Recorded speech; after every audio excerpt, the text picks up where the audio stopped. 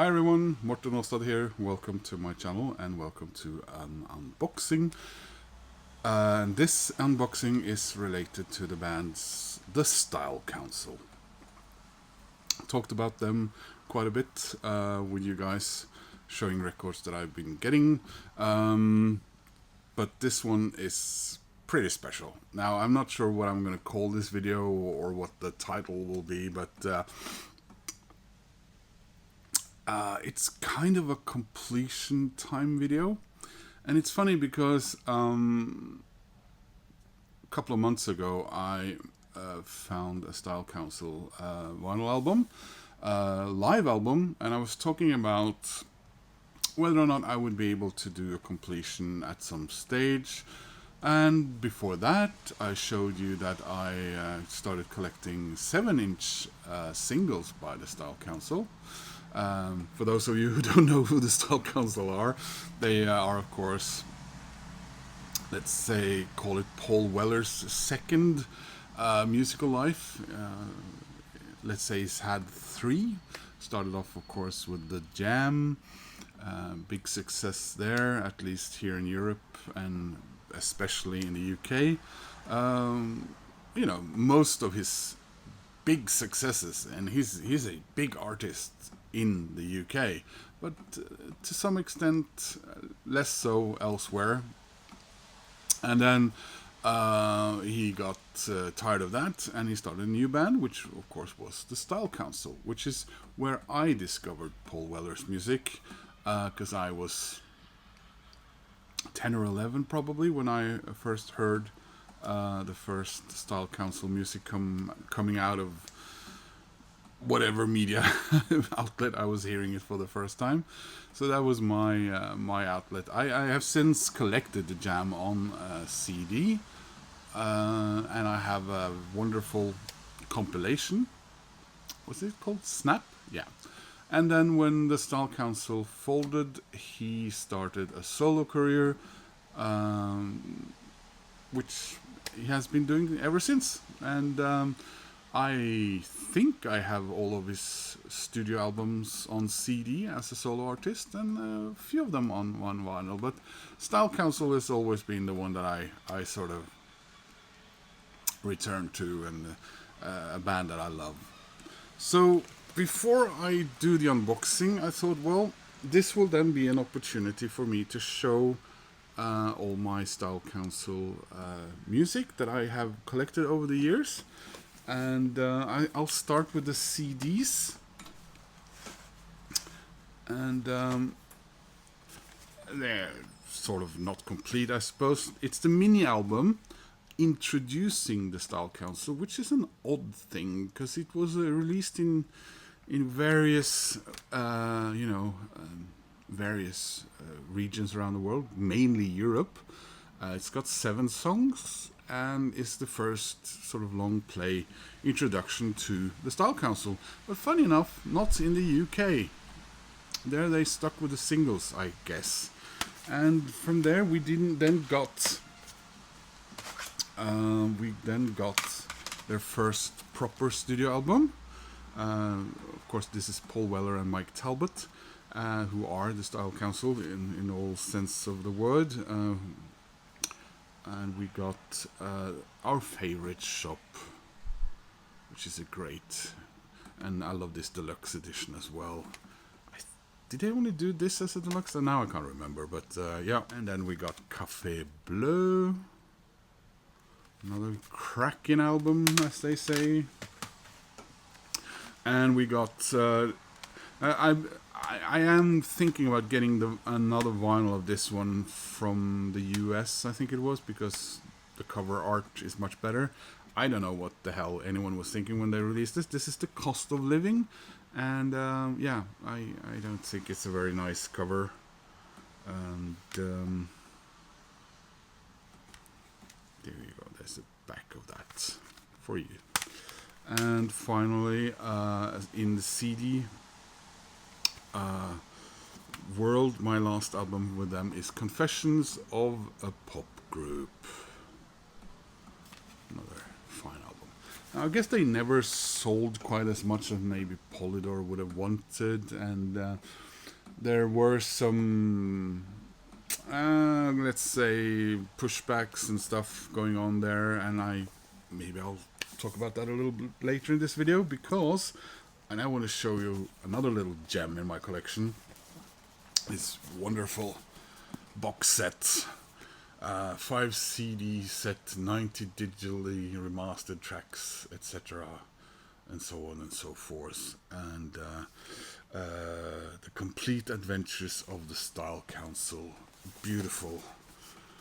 And you know, they were the Style Council. I loved how they, you know, they dressed, and you know, that's French cafe style mixed in with the sort of the English mod culture, and him being the Modfather and all that.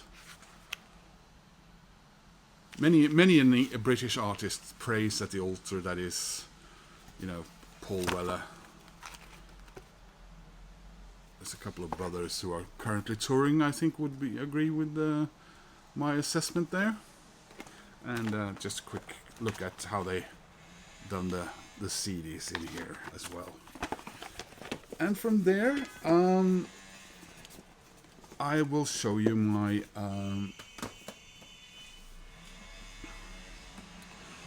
probably not a Vespa.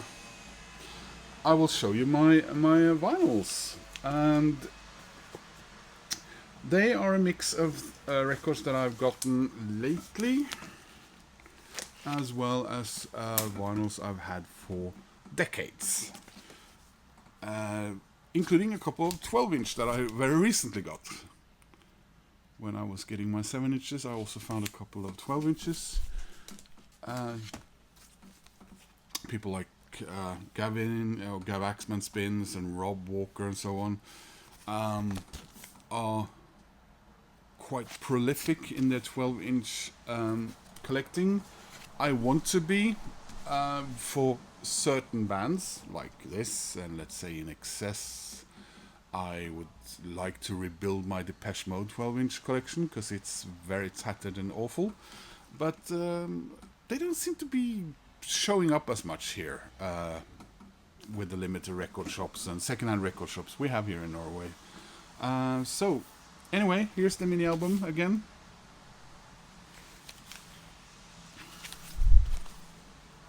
And we have, once again, Café Bleu.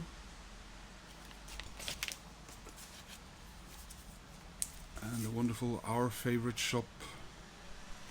By the way, that was the wrong order. Ordnung muss sein. Ja. Was machst du, Morten? And there's that orange one again. The Cost of Living. Sorry, Loving. Did I mention it's really warm in here? In Oslo in general. And Confessions of a Pop Group. Wasn't I supposed to get nicer plastic sleeves for these? And yeah, The Singular Adventures of the Style Council. Oh, love this cover. So this was a greatest hits. There is one recent greatest hits that I think came out on vinyl. It's a double album about 4 years ago, or 5 maybe more. That I would really love to get out of print now again, of course, but we'll see. And then I very recently got this live album, Home and Abroad. And I just do a quick showing also of my 7-inch collection. This was their debut, Speak Like a Child.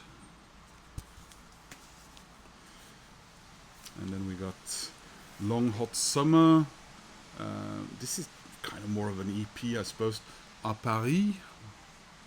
Look at those guys. So stylish. And we got A Solid Bond in Your Heart. Yes. I also like the numbering up here. TSC and the numbering. My debut, unfortunately, I think is a German one, so I'm keen on getting a UK one of that. Then we got Groovin', You're the best thing, the Big Boss Groove.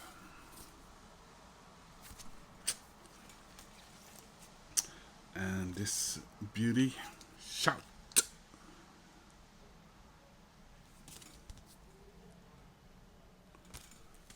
And then, yeah, this is definitely a German pressing of A Boy Who Cried Wolf. The Lodgers featuring DC Lee was sort of the third member there.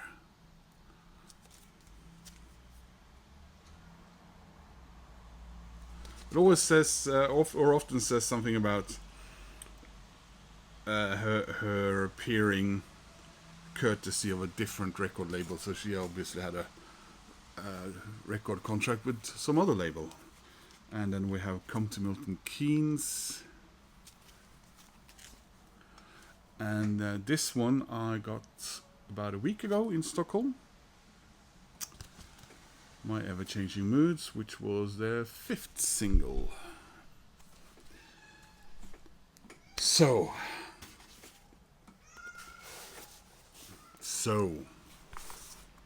this one arrived today. I was just surfing, writing band names in the Norwegian eBay, if you like, called Finn.no, mentioned them before, and I came across this. It wasn't cheap, but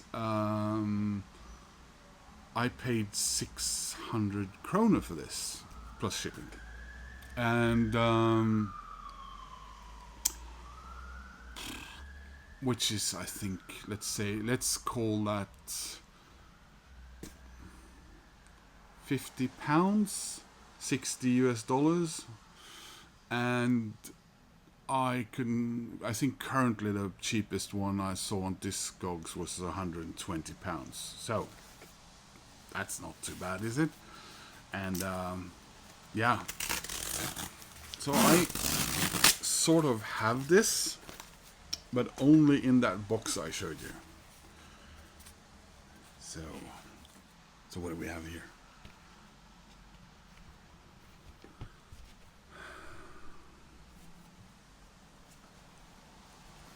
Is the suspense killing you?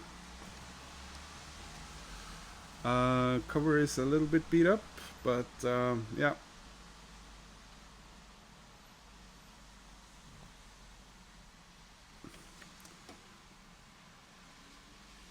Modernism, a new decade. Okay. So the story was that, after their previous album, they Confessions of a Pop Group. I suppose they were under a bit of pressure from the record company. It hadn't done us so well. Previous one, maybe not so well either. And like the title of the album says, it was the dawn of a new age. And Paul had been listening to some other music showing up around this time, and we're talking late 1980s, a few years before the musical landscape really changed. And you're thinking, well, was their music really that...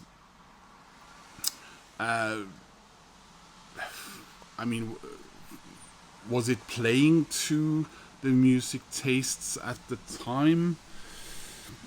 I guess not, but in a way, I suppose with their style and their dapperness and all that, and the music being very friendly to the ears, even though the lyrics were, quite political and all that. I guess in some ways they were a product of a post-punk time period where a lot of bands,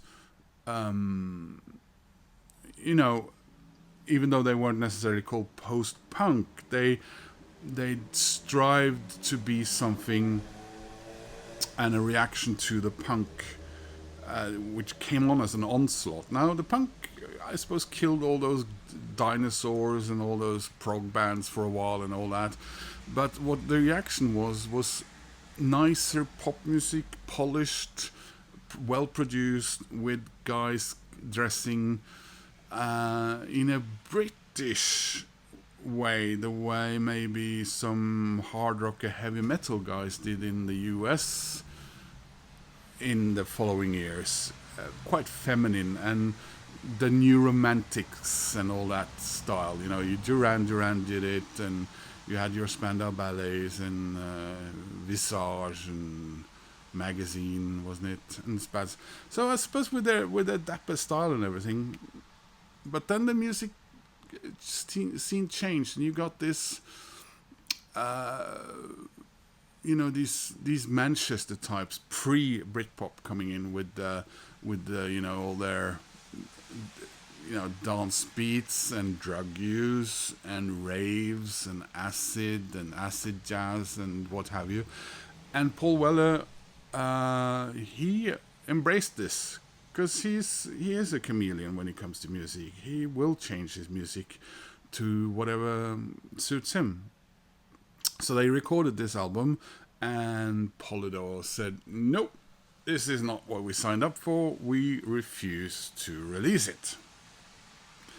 So, short story, long story, everything. The band was over. And Paul and Mick went their separate ways. And then started, that music style, I suppose, moved on to other things. And you had your, I usually say that, for example, you had your proto-Britpop bands that came too early, like the Primitives. And then suddenly there were the Stone Roses, and then the pre-Britpop charlatans, and things really changed. And then Paul Weller went a completely different way, with the Blue-Eyed Soul and all that, which he had, he had hinted towards during both back in the Jam, and a lot of people say that the last Jam album was a clear indication on that the Style Council was on the way. This was not an indication of where Paul Weller was heading in his new solo career, in my opinion, but it was a clear indication that he had to do something else. So, hence this.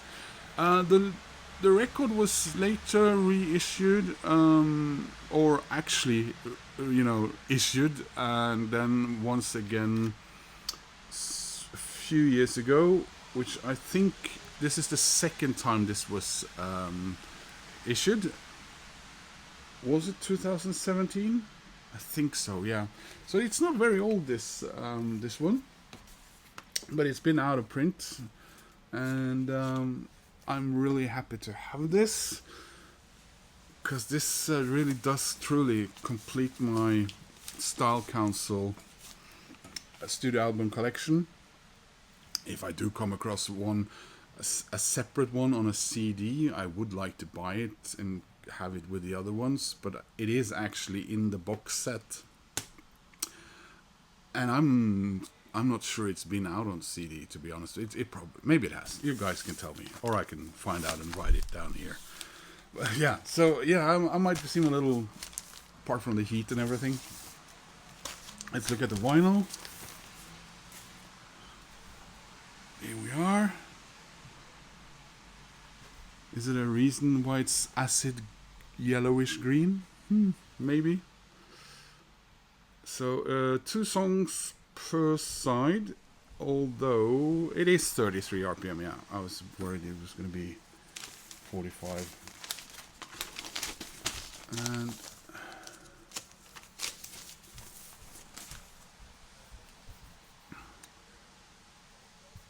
there's the other one as well.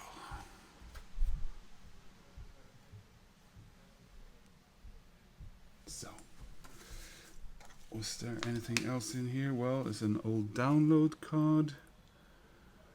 And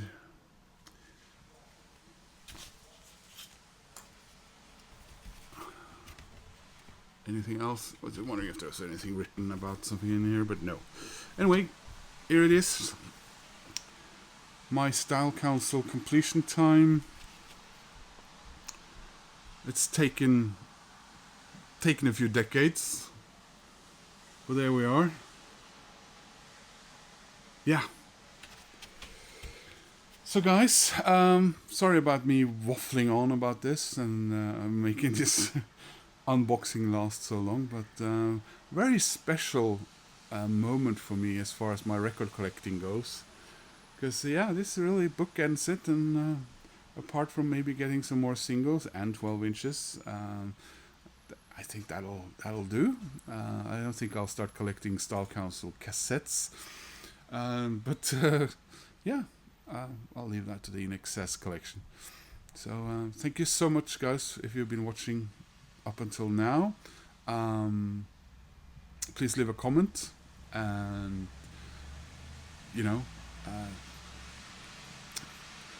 I wouldn't say it's a lonely life being a Paul Weller fan in Norway, but you know, it's